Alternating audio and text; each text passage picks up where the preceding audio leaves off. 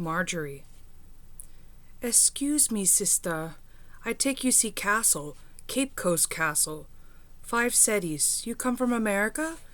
I take you see slave ship, just 5 cedis. The boy was probably around 10 years old, only a few years younger than Marjorie herself was. He had been following her since she and her grandmother's housekeeper got off the Trotro. The locals did this, waiting for tourists to disembark so that they could con them into paying for things Ghanaians knew were free.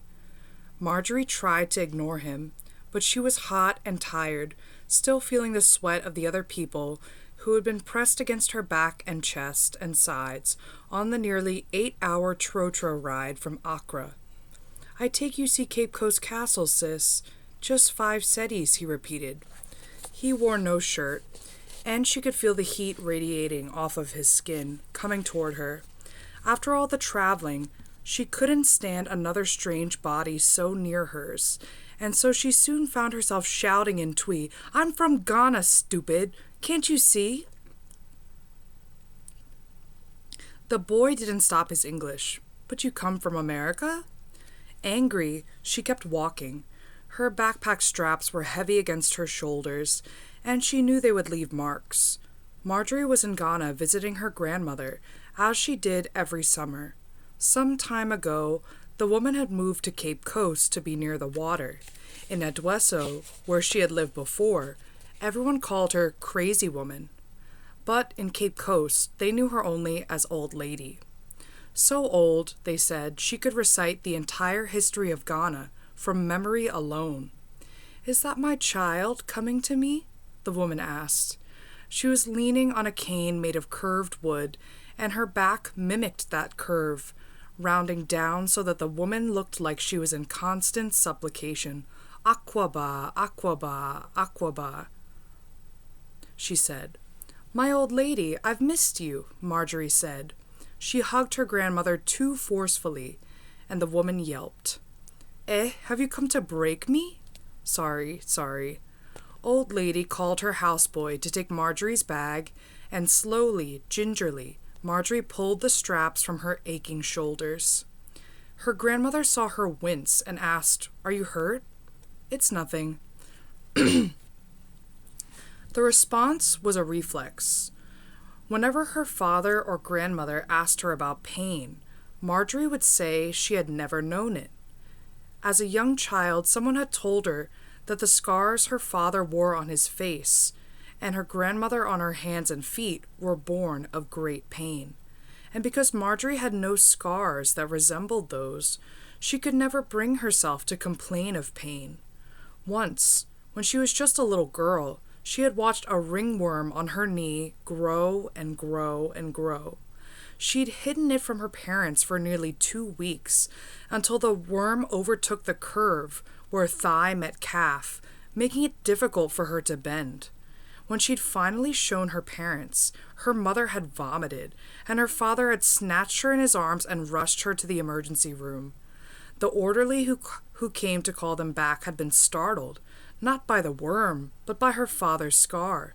She'd asked if he was the one who needed help. Looking at her grandmother's hands now, it was almost impossible to distinguish scarred from wrinkled skin. The whole landscape of the woman's body had transformed into a ruin. The young woman had been toppled, leaving this. They took a cab back to Old Lady's house. Marjorie's grandmother lived in a big, open bungalow on the beach, like the kind the few white people who lived in town had. When Marjorie was in 3rd grade, her mother and father had left Alabama and returned to Ghana in order to help Old Lady build it. They stayed for many months, leaving Marjorie in the care of a friend of theirs. When summer came and Marjorie was finally able to go visit them, she fell in love with the beautiful house with no doors. It was 5 times the size of her family's tiny apartment in Huntsville, and its front yard was the beach, not a sad slab of dying grass, like the yard she had always known. She spent that whole summer wondering how her parents could leave a place like this. "Have you been good, my own child?" Old Lady asked, handing Marjorie some of the chocolate she kept in the kitchen. Marjorie had a sweet tooth, reserved for chocolate. Her mother often joked that Marjorie must have been birthed from a coconut, split open and wide. Marjorie nodded, accepting the treat. "Are we going to the water today?" she asked, her mouth full, the chocolate melting. "Speak Twi," her grandmother answered sharply, knocking Marjorie on the back of her head. "Sorry," Marjorie mumbled. At home in Huntsville, her parents spoke to her in Twi and she answered them in English. They had done this since the day Marjorie had brought a note home from her kindergarten teacher. The note read, "Marjorie does not volunteer to answer questions. She rarely speaks. Does she know English? If she doesn't, you should consider English as a second language classes.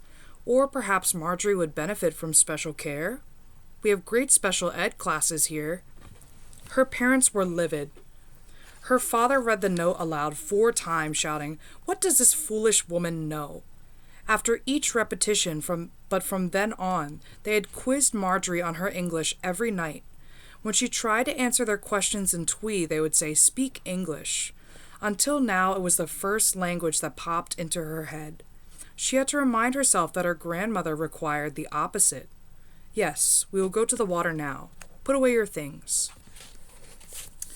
Going to the beach with Old Lady was one of Marjorie's favorite things in the world to do. Her grandmother was not like other grandmothers. At night, Old Lady spoke in her sleep. Sometimes she fought. Sometimes she paced the room. Marjorie had heard the stories about the burns her grandmother carried on her hands and feet, about the one on her father's face. She knew why the Edweso people had called her crazy woman. But to her grandmother had never been crazy.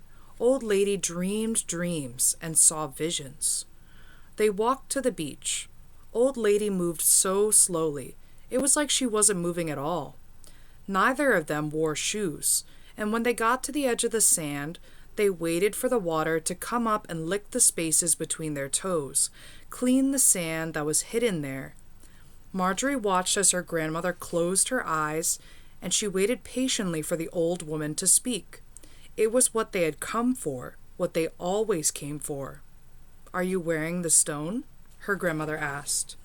Instinctively, Marjorie raised her hand to the necklace.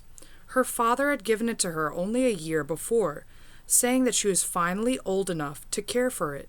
It had belonged to Old Lady and to Abena before her, and to James and Quay, and Afia the Beauty before that.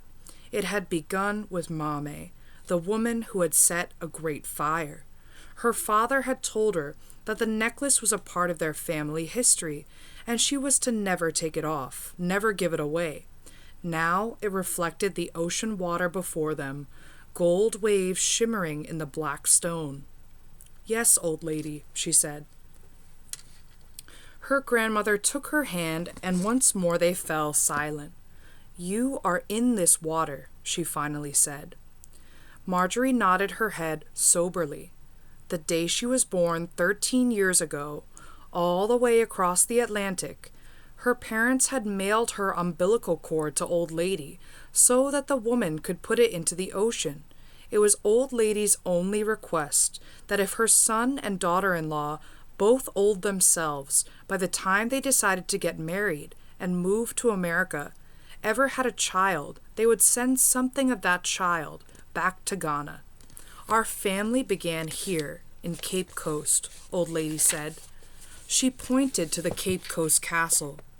"In my dreams, I kept seeing this castle, but I did not know why. One day, I came to these waters, and I could feel the spirits of our ancestors calling to me. Some were free, and they spoke to me from the sand, but some others were trapped deep, deep, deep in the water, so that I had to wade out to hear their voices. I waded out so far, the water almost took me down to meet those spirits that were trapped so deep in the sea that they would never be free. When they were living, they had not known where they came from, and so dead, they did not know how to get to dry land. I put you in here so that if your spirit ever wandered, you would know where home was." Marjorie nodded. as her grandmother took her hand and walked her farther and farther out into the water.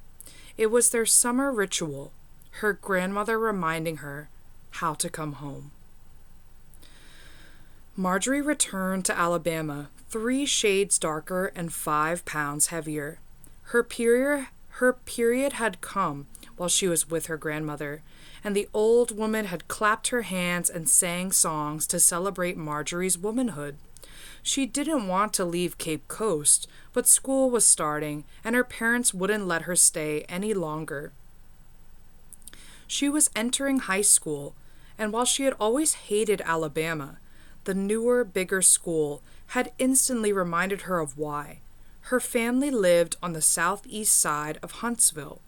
They were the only black family on the block, the only black people for miles and miles and miles.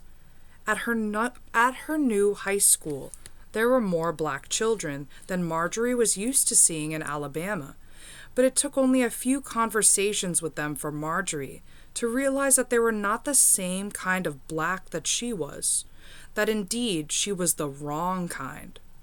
Why you talk like that? Tisha, the leader of the pack, had asked her the first day of high school when she joined them for lunch. Like what? Marjorie asked. And Tisha had repeated it, her accent turning almost British, in order to capture her impression of Marjorie. Like what? The next day, Marjorie sat by herself, reading Lord of the Flies for English class. She held the book in one hand and a fork in the other. She was so engrossed in the book that she didn't realize that the chicken she had pierced with her fork hadn't made it into her mouth, and she tasted air.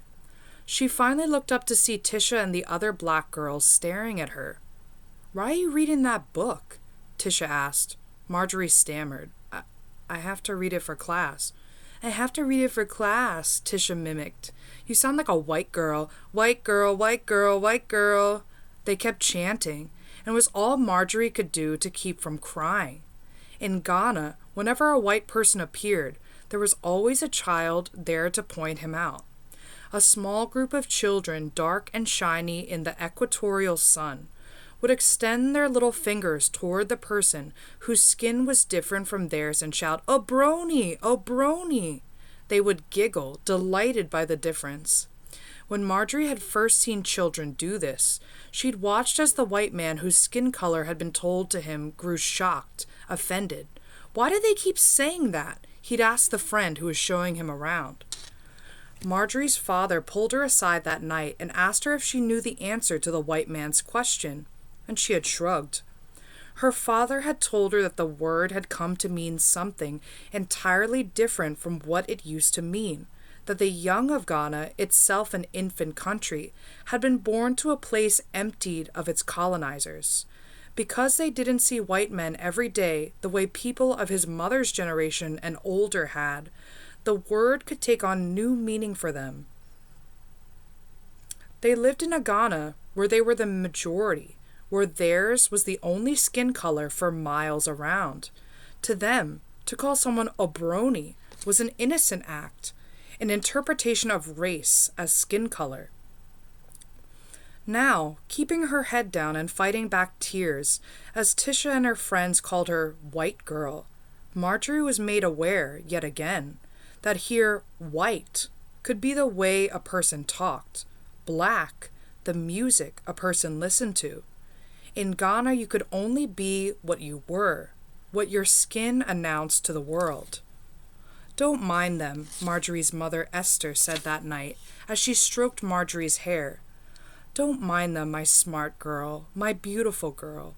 The next day, Marjorie ate lunch in the English teacher's lounge. Her teacher, Mrs. Pinkston, was a fat, walnut-skinned woman with a laugh that sounded like the slow build of an approaching train. She carried a large pink handbag that she would pull books out of unendingly, like a magician's hat. In her head, Marjorie called the books rabbits. "What do they know?" Mrs. Pinkston said, passing Marjorie a cookie. "They don't know a thing." Mrs. Pinkston was Marjorie's favorite teacher, one of 2 black teachers in a school that served almost 2,000 students. She was the only person Marjorie knew who had a copy of her father's book. The ruin of a nation begins in the homes of its people. The book was her father's life work. He was 63 when he finished it, approaching 70 when he and her mother finally had her. He'd taken the title from an old Ashanti proverb and used it to discuss slavery and colonialism. Marjorie, who had read every book on her family's bookshelves, had once spent an entire afternoon trying to read her father's book. She'd only made it to page 2. When she told her father this, he'd said that it was something she wouldn't understand until she was much older. He said that people need time in order to be able to see things clearly. What did you think about the book? Mrs. Pinkston said, pointing to the copy of Lord of the Flies that dangled from Marjorie's hands. I like it, Marjorie said. But do you love it? Do you feel it inside you? Marjorie shook her head. She didn't know what it meant to feel a book inside of her, but she didn't want to tell her English teacher that, lest it disappoint her. Mrs. Pinkston laughed her moving train laugh, leaving Marjorie to her reading. And so, Marjorie spent 3 years this way, searching for books that she loved, that she could feel inside of her. By senior year, she had read almost everything on the south wall of the school's library, at least 1,000 books, and she was working her way through the north wall. That's a good one. She had just brought down Middlemarch from the shelf and was taking in the smell of the book when the boy spoke to her.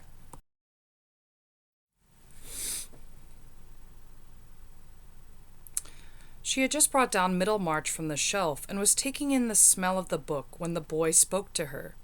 You like Elliot? Marjorie asked. She had seen him around recently, but she couldn't quite remember where. With blonde hair and blue eyes, he looked like a little boy she'd seen in a Cheerios commercial once, now grown up. He put his index finger to his lips. Don't tell anyone, he said, and she smiled despite herself. My name's Marjorie. Graham. They shook hands, and Graham told her about Pigeon Feathers, the book he was reading.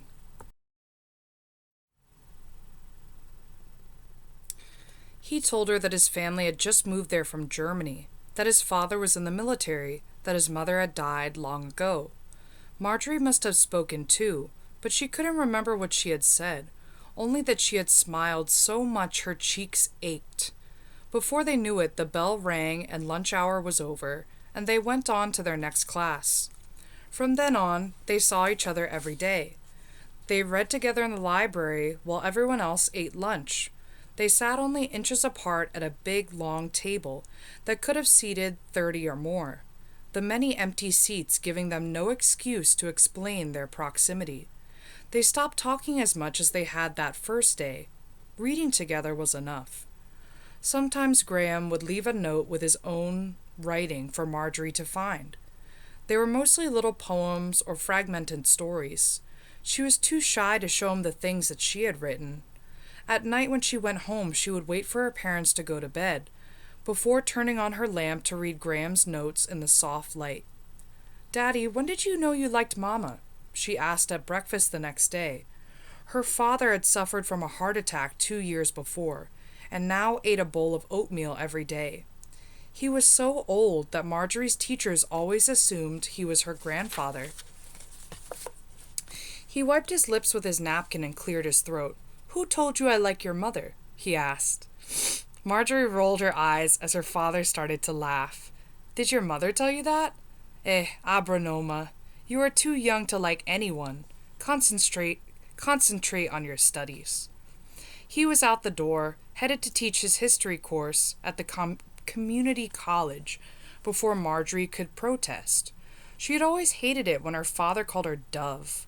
It was her special name, the nickname born with her because of her Ashanti name. But it had always made Marjorie feel small somehow, young and fragile. She was not small. She was not young either. She was old, so old her breasts had grown to the size of her mother's. So large, she sometimes had to carry them in her hands when walking naked through her bedroom to keep them from slapping against her chest. Who do you like? Marjorie's mother asked, coming into the room with fresh laundry in her hands. Though her parents had lived in America for nearly 15 years, Esther still would not use a washing machine. She washed all the family's undergarments by hand in the kitchen sink. "No one," Marjorie said. "Has someone come to ask you to prom?" Esther asked, grinning widely. Marjorie sighed. 5 years ago, she had watched a 2020 special on proms across America with her mother, and her mother had been delighted by it. She said that she had never seen anything like the girls in their long dresses and the boys in their suits. The thought that her daughter could be one of those special girls was a hope that flickered like light in Esther's eye, just as it stung like dust in Marjorie's. Marjorie was one of 30 black people at her school.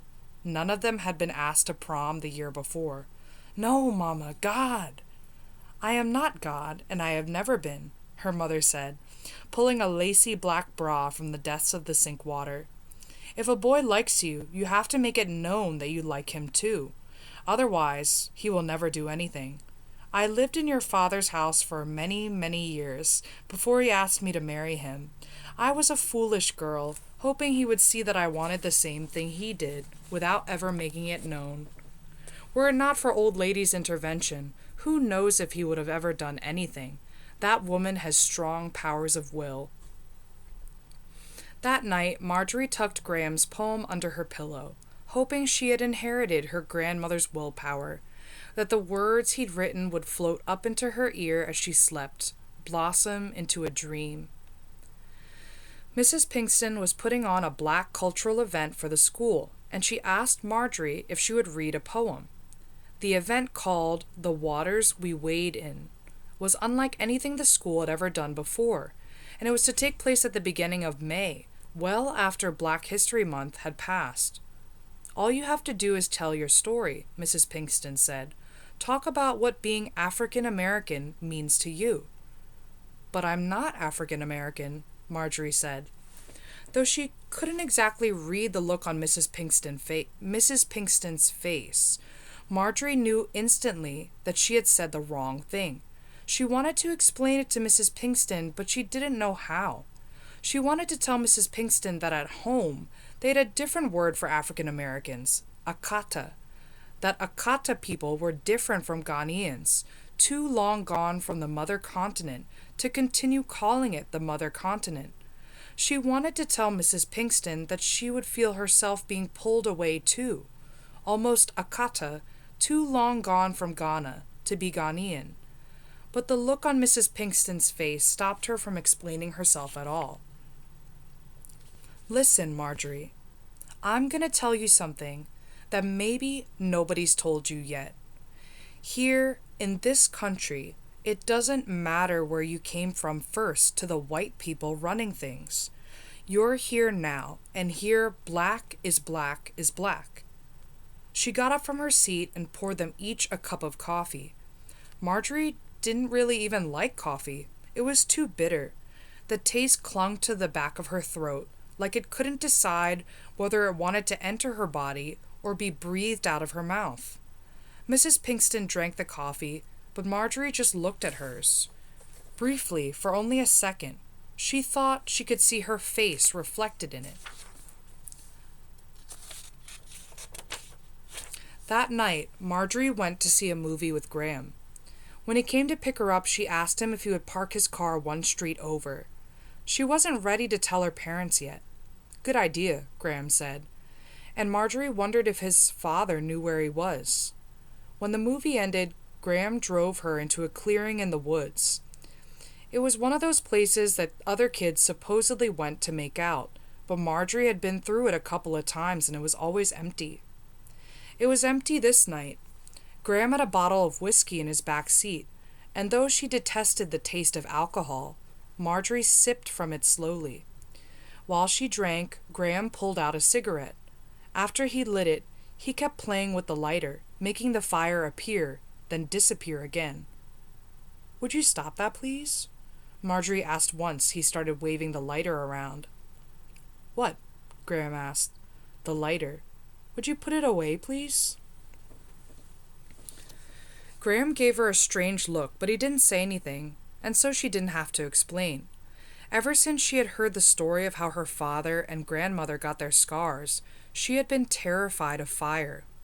When she was just a little girl, the fire woman of her grandmother's dreams had haunted Marjorie's own waking hours. She had only heard about her from her grandmother's stories on those days when they walked to the water so that her grandmother could tell her what she knew of their ancestors. And yet Marjorie thought she could see the fire woman in the blue and orange glow of the stove, in hot coals and lighters. She feared that the nightmares would come for her too, that she too would be chosen by the ancestors to hear their family stories. But the nightmares never came, and so, with time, her fear of fire had waned. But every so often she could still feel her heart catch when she saw fire, as though the firewoman's shadow still lurked. "What'd you think of the movie?" Graham asked, putting the lighter away. Marjorie shrugged. It was the only response she could manage, because she hadn't been thinking at all about the movie. Instead, she thought about the location of Graham's hands in relationship to the popcorn or the armrest they shared. She thought about his laugh when he'd found something funny, about whether or not the tilt of his head toward the left, toward her, was an invitation for her to tilt her own head toward him or to rest it on his shoulders. In the weeks they had spent getting to know each other, Marjorie had become more and more enamored with the blue of his eyes. She wrote poems about them. The blue like ocean water, like clear sky, like sapphire. She couldn't capture it. At the movies, she had thought about how the only real friends she had were characters in novels, not real at all. And then Graham had appeared and swallowed up a bit of her loneliness with his blue whale eyes. The next day, she wouldn't for the life of her be able to remember what the movie was called. "Yeah, I felt the same way," Graham said. He took a long drag from the whiskey bottle. Marjorie wondered if she was in love. How could she know? How did anyone know? In middle school, she had been into Victorian literature, the sweeping romance of it. Every character in those books was hopelessly in love. All the men were wooing, all the women being wooed. It was easier to see what love looked like then, the embarrassingly grand, unabashed emotion of it. Now, did it look like sitting in a Camry, sipping whiskey? "You still haven't let me read any of your writing," Graham said. He stifled a burp, passing the bottle back to Marjorie. "I have to write a poem for Mrs. Pinkston's assembly next month. Maybe you can read that one." "That's a few weeks after the prom, right?" Her mouth went dry at the mention of the dance. She waited for him to say more, but he didn't, and so she just nodded. "I'd love to read it. I mean, if you want me to." The bottle was back in his hands, and though it was dark, Marjorie could make out the deeply wrinkled lines of his knuckles, turning red from clutching. That week, the Bradford pear trees started to bloom. At school, everyone said they smelled like semen, like sex, like a woman's vagina. Marjorie hated the smell of them, a reflection of her virginity, her inability to liken the smell to anything other than rotting fish. Every year, by summer, she would grow accustomed to the smell, and by the time the blossoms fell, the smell would be nothing more than a distant memory. But then spring would come and the smell would resurface, loudly announcing itself. Marjorie was working on her poem for the waters we wade in when her father got a call from Ghana. Old Lady was frail. Her caretaker couldn't tell if the dreams were the same or different. Old Lady didn't leave the bed as often as she used to. She, the woman who had once been afraid of sleep. Marjorie wanted her family to go to Ghana immediately. She stopped writing the poem, snatched the phone away from her confused father, an act that on another day would have earned her a knock on the head, and demanded that the caretaker put Old Lady on the phone, even if it meant waking her. "Are you sick?" she asked her grandmother. "Sick? I will soon be dancing with you by the water this summer." "How can I be sick?" "You won't die?" "What if I told you about death?" Old Lady said sharply into the phone, her voice sounding stronger than it had at the beginning of their conversation. Marjorie tugged at the cord. Old Lady said that only bodies died. Spirits wandered. They found Asamandu, or they didn't. They stayed with their descendants to guide them through life, to comfort them, sometimes to scare them into waking from their fog of unliving. Marjorie reached for the stone at her neck, her ancestor's gift.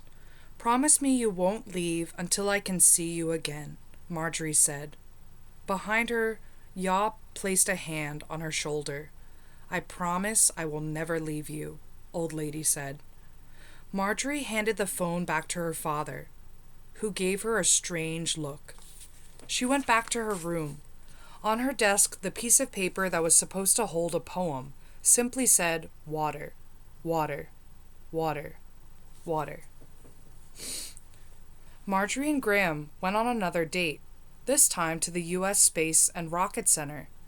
Graham had never been before, but Marjorie and her parents went once a year. Her mother liked to look at all the pictures of astronauts that lined the halls, and her father loved to walk through the museum, examining every rocket as though he were trying to learn how to build one himself. In some ways, Marjorie thought her parents had already traveled through space, landing in a country as foreign to them as the moon. Graham didn't heed the "do not touch" signs. He left ghostly fingerprints on fiberglass cases, prints that disappeared almost as soon as he left them. America wouldn't have a space program if it weren't for the Germans, Graham said. "Do you miss Germany?" Marjorie asked. Graham hardly ever talked about the place where he had done most of his growing up.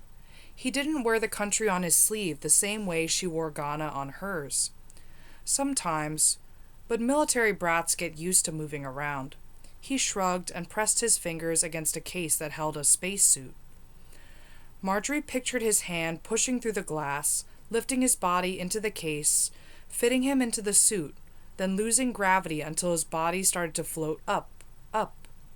"Marjorie?" "What?" I said, "Would you ever move back to Ghana?" She thought for a moment of her grandmother in the sea, the castle. She thought of the frantic commotion of cars and bodies on the streets of Cape Coast, the wide-hipped women selling fish out of large silver bowls, and the young girls whose breasts had not yet come in, walking down the road's median, pressing their faces into the windows of the taxis saying "ice water" and "please, I beg." "I don't think so." Graham nodded and started to move forward, on to the next case. Marjorie took his hand just as he was lifting it to press against the fiberglass. She stopped him and said, "I mostly just feel like I don't belong there. As soon as I step off the airplane, people can tell that I'm like them, but different too. They can smell it on me." "Smell what?" Marjorie looked up, trying to capture the right word. "Loneliness, maybe, or aloneness. The way I don't fit here or there. My grandmother's the only person who really sees me." She looked down. Her hands were shaking, so she let go of Graham's, but he took it back. And when she looked up again, he was leaning down, pressing his lips to hers. For weeks, Marjorie waited for word about her grandmother. Her parents had hired a new caretaker to watch her every day, which only seemed to infuriate her. She was getting worse. Marjorie didn't know how she knew, but she knew. At school, Marjorie was quiet.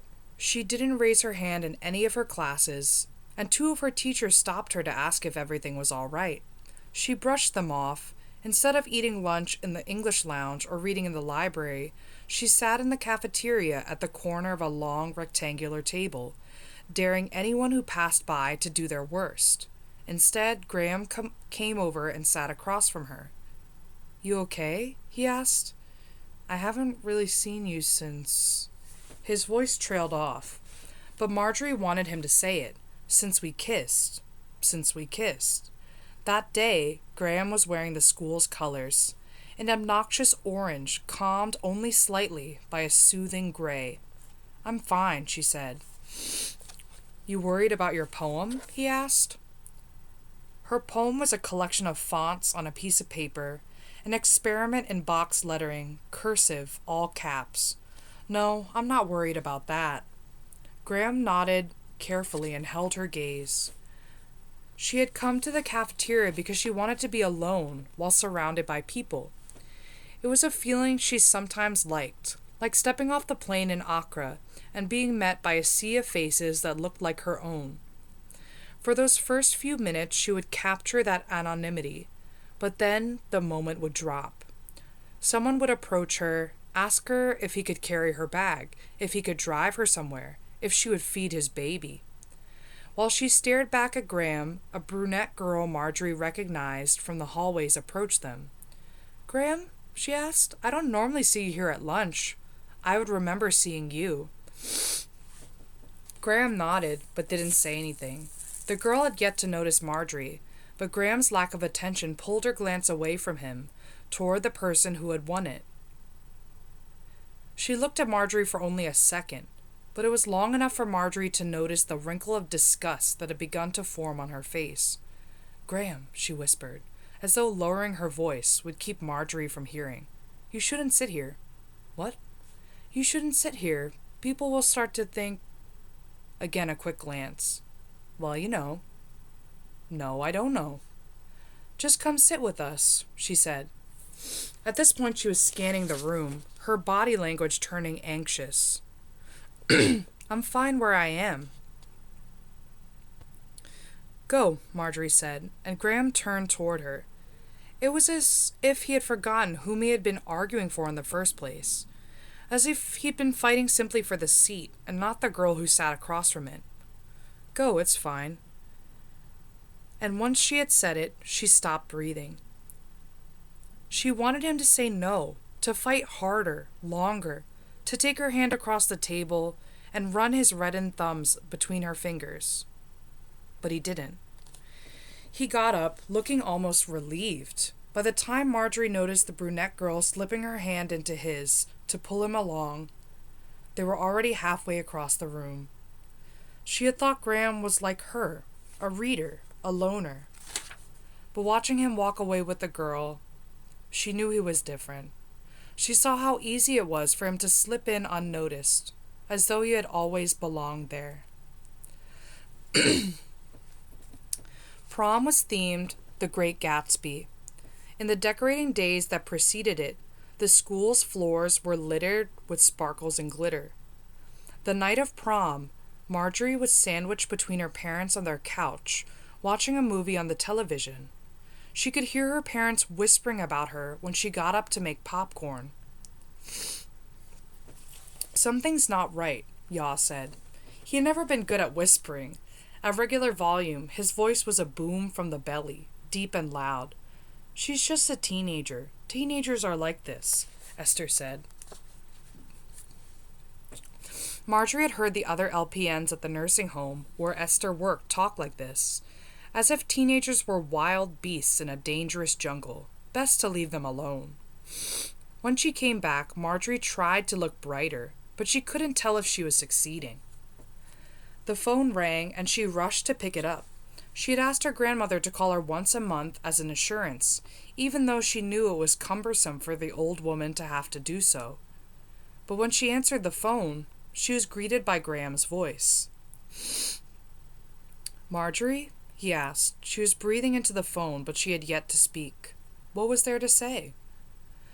"I wish I could take you. It's just that—" His voice trailed off, but it didn't matter. She'd heard it before. He was going to go with the brunette. He had wanted to take Marjorie, but his father didn't think it would be proper. The school didn't think it was appropriate. As a last defense, Marjorie had heard him tell the principal that she was not like other black girls, and somehow that had been worse. She had already given him up. "Can I still hear your poem?" he asked. "I'm reading it next week. Everyone will hear it."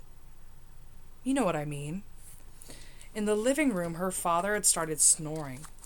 It was the way he always watched movies. She pictured him leaning down onto her mother's shoulders, the woman's arms wrapped around him. Maybe her mother was sleeping too, her own head leaning toward Yaw's, her long box braids a curtain hiding their faces. Theirs was a comfortable love. A love that didn't require fighting or hiding, When Marjorie had asked her father again when he had known he liked Esther, he said he had always known. He said it was born in him, that he breathed it in with the first breeze of Edweso, that it moved in him like the harmattan. There was nothing like love for Marjorie in Alabama. "I have to go," she said to Graham on the phone. "My parents need me." She clicked the phone onto its receiver and went back into the living room. Her mother was awake, staring ahead at the television, though she wasn't watching it. "Who was that, my own?" she asked. "No one," Marjorie said.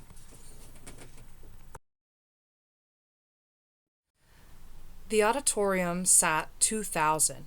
From backstage, Marjorie could hear the other students filing in, the insistent chatter of their boredom.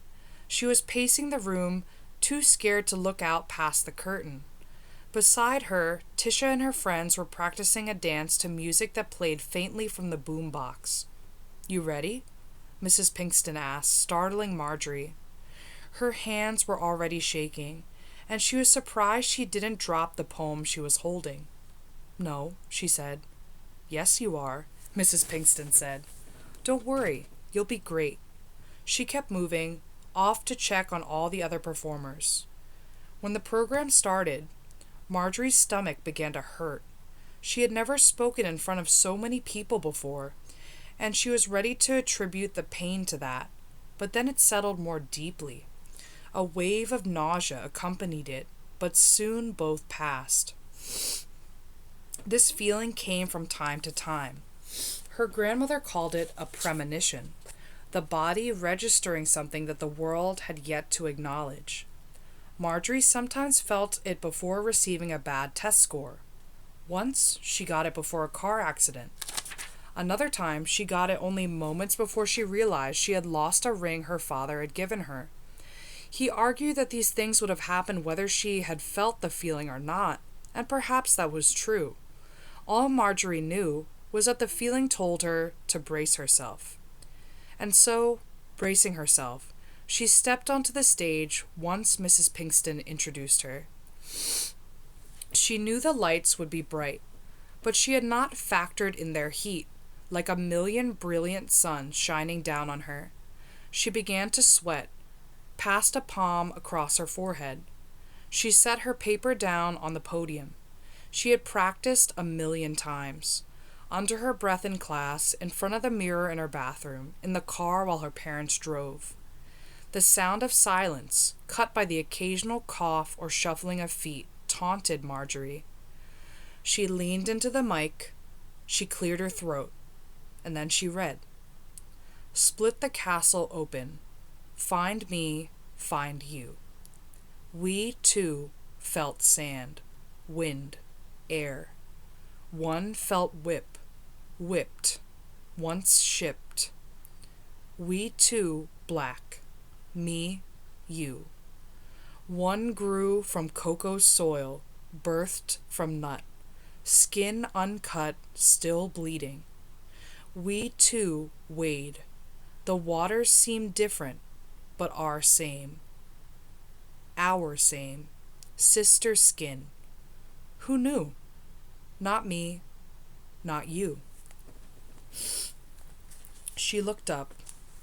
A door had creaked open, letting more light in.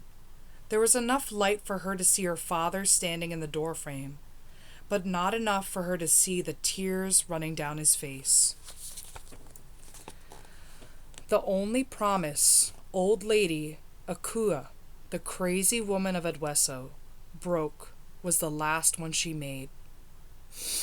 She died in the middle of a sleep she used to fear. She wanted to be buried on a mountain overlooking the sea. Marjorie took the rest of the school year off, her grades so good it didn't make much of a difference. She walked with her mother behind the men who were tasked with carrying her grandmother's body up. Her father had insisted on carrying too, though he was so old. His presence was more of a burden than a help. When they got to the gravesite, the people began weeping. Everyone had been crying for days and days on end, but Marjorie had yet to. The men began digging out the red clay. 2 mounds stood on either side of the big rectangular hole, growing deeper. A woodworker had crafted Old Lady's coffin in a wood the same color as the ground, and when the coffin was lowered, no one could tell where it ended and the earth began. They began to return the clay to the hole. They packed it in tight, patting it with the back of the shovel once they had finished. The sound echoed off of the mountain into the valley. Once they put a marker on the grave, Marjorie realized that she had forgotten to drop in her poem, built from the dream stories Old Lady used to tell when she walked Marjorie to the water. She knew her grandmother would have loved to hear it. She pulled the poem from her pocket, and her trembling hands made the words wave, even though there was little wind. Marjorie threw herself onto the funeral mound, crying finally, "Me mamie, me mame, me mamie, me mame." Her mother came to lift her up off the ground. Later, Esther told her that it looked like she was going to fly off the cliff, down the mountain, and into the sea.